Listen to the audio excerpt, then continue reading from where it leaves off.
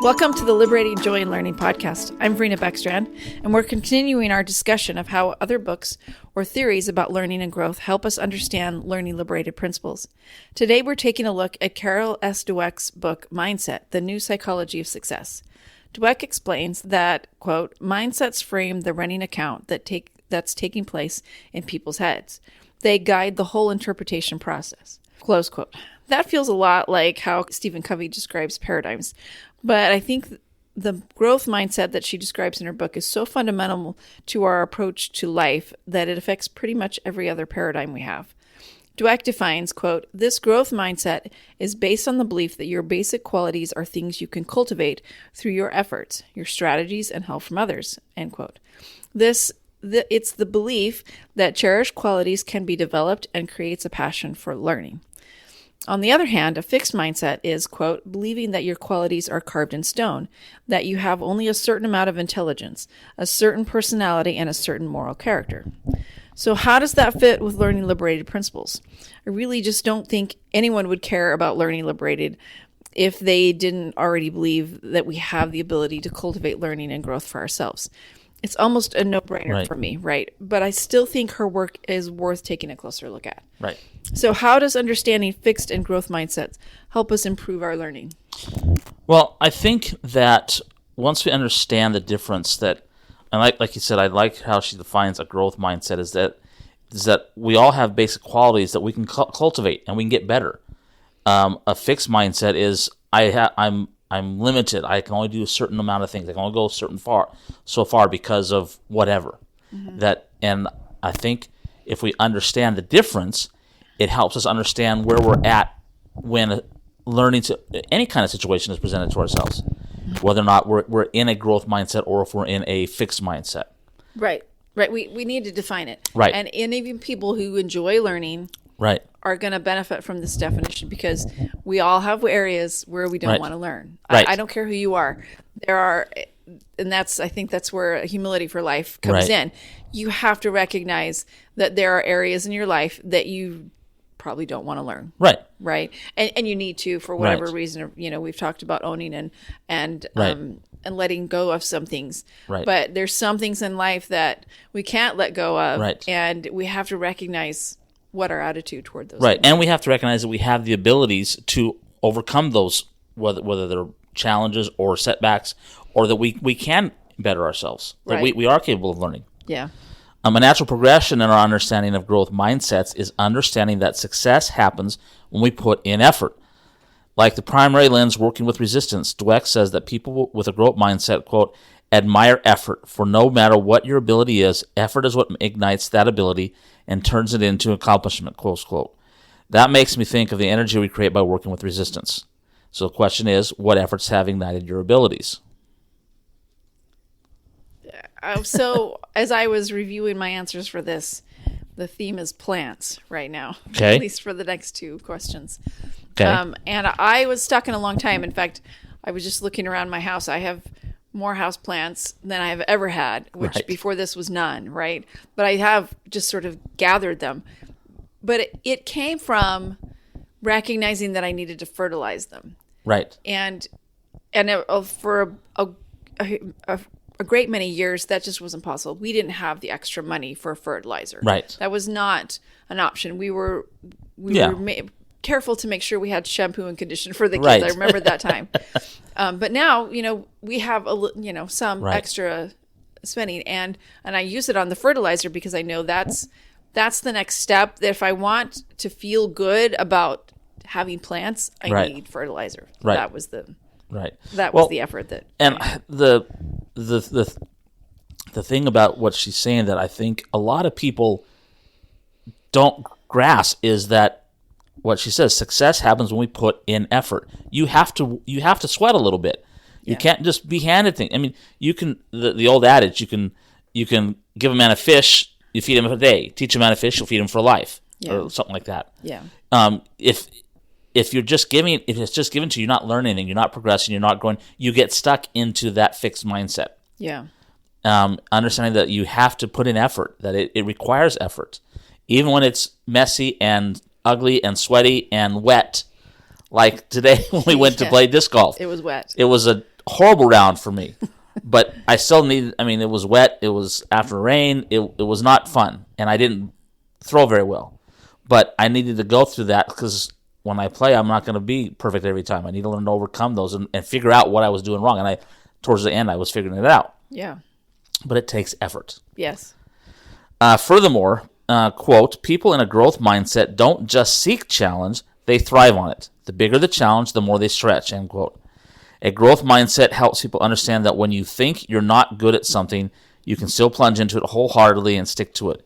You don't have to think you're already great at something to want to do it and to enjoy doing it. These thoughts also remind me of working with resistance. At some point in our learning, we need to dive in and go to work without worrying about outcomes. Right. You already mentioned that, right? That's part of it. Yeah, you have to do that. So the question then is, what have you done even when you knew you weren't good at it? Taking care of plants, right? So that's my theme. Right. You know, and there's been a lot of dead ones, but I just keep plugging along, and I refer to friends to help me. What am I doing? What do I need to do to make sure these stay alive? So right. And I think, I mean, for me, there's a lot of things I've been doing, learning to play the guitar, playing disc golf, all those things.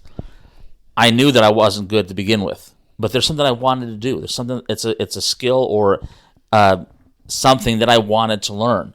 Now, granted, I may not do it all the time perfectly or follow my set plan, but there are things I want to do, and it's okay to know you're not good at something. You just have to put in the effort, and you will eventually become good at it. Yeah, right. Okay, so the last point from Dweck that I love is, quote, what works is making a vivid, concrete plan. The idea is not only to make a growth mindset plan, but also to visualize in a concrete way how you're going to carry it out, end quote. With a growth mindset, people, quote, realize that to succeed, they'll need to learn and practice strategies that work for them, end quote.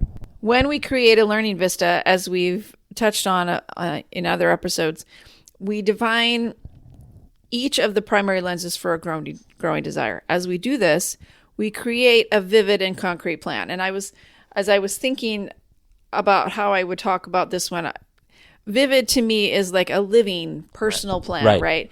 And concrete, the primary lenses are amazing and you can think about all you want. Right. But you don't get the full benefit from them until you start writing things down and you commit to learning and saying, okay, this is something that's important enough to me to write it down. Right. So then we go back in and refine it and we learn and practice these strategies for that learning claim.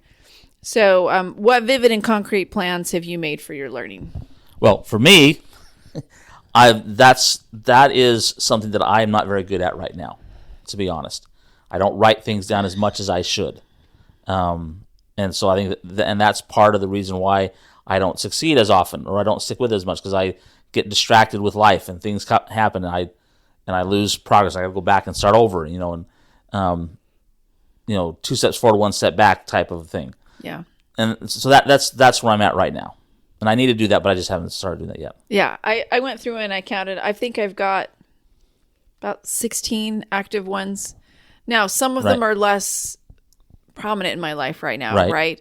I have one a couple of months ago. I took a class at Lone Star College about mental health first aid, and that one, I made a learning vista with that, with all the information that I got. There was some amazing materials in that, and I it's there, right? But it's not very often that I deal with that. But then I have my Sunday vista where every week I'm trying to draw closer to my Savior Jesus Christ, and that's when I use daily, twice a day, on Sunday, so there's, but it's still important to commit to some sort of learning, right?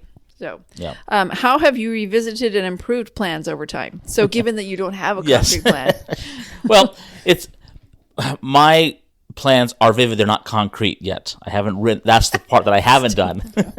I have my goals that I'm working on. And so, like I said, the examples of playing disc golf, learning to play disc golf, or learning to play the guitar. With disc golf, it's a little bit more concrete in that I've already got a schedule. I know what I'm going to play almost every week. Right. And so I just, every week I figure out, okay, what day am I going to be able to go? We figure out what our schedule is, and if we're going to be able to go this day, or we're going to have to move it to another day. If we need to coordinate with our son, or if we need to figure out something else. where we're going to go. With playing the guitar, I haven't, I revisit that every once in a while and pick it up again and start practicing, and then life happens and I put it down and I got to start over again. Mm-hmm. And really, again, it's not starting over; it's just picking up and wiping the rust off and keep going again. Yeah, for me, on Sundays, I try and go through those learning vistas. Or if anything, I just review the claims that I've made. Right. And it's just, I just force myself, force is such a terrible word. Well, I make a conscious choice to spend time with my learning vistas so that I can review them. And then and sometimes if I only work on one, that's enough, right? I don't need to think through every single one. I just allow myself to play around with whatever I'm interested in that week. Right. Well, so, you put in the effort. Yeah, wherever it is. Yeah. Now, in summary, we found that Dweck can help us see the value of our attitudes towards learning, how to work better with resistance, and the value of creating personalized plans for our learning. We encourage you to read her book and find other ways that her ideas can help you improve your learning. Thanks for joining us in this discussion. Next time, we're going to consider how another theory of learning and growth helps us understand learning liberated principles.